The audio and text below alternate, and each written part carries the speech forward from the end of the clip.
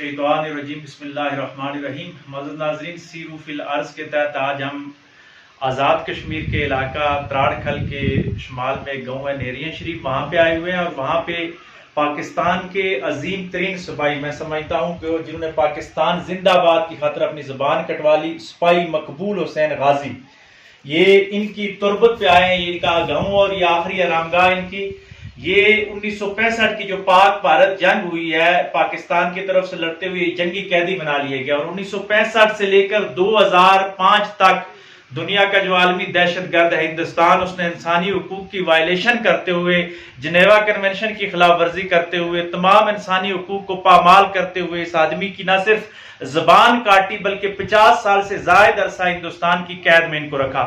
लेकिन ये वो आज़म और हौसले की अजीम दास्तान के जिन्होंने अपनी जुबान तो कटा ली लेकिन पाकिस्तान मुर्दाबाद नहीं कहा।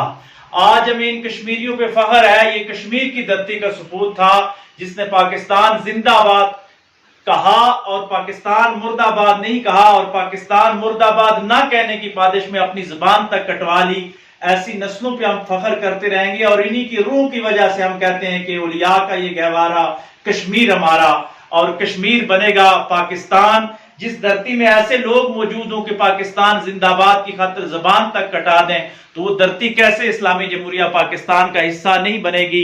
हम दुआ करते हैं कि अल्लाह तबारक व तआला इस अजीम मुजाहिद के सदके कश्मीर के मुसलमानों को जल्द अज जल्द आज़ादी नसीब फरमाए, और इस अजीम मुजाहिद के सदके अल्लाह तबारक व तआला हम सब की आखिरी मंजिलें आसान फरमाए, हम सब को भी मुजाहिदीन जैसी जिंदगी और शहादत की मौत अता फरमाए।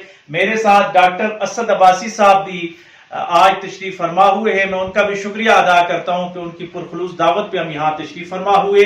पाकिस्तान जिंदाबाद, कश्मीर जिंदाबाद। सिपाही मकबूल हुसैन शहीद। सिपाही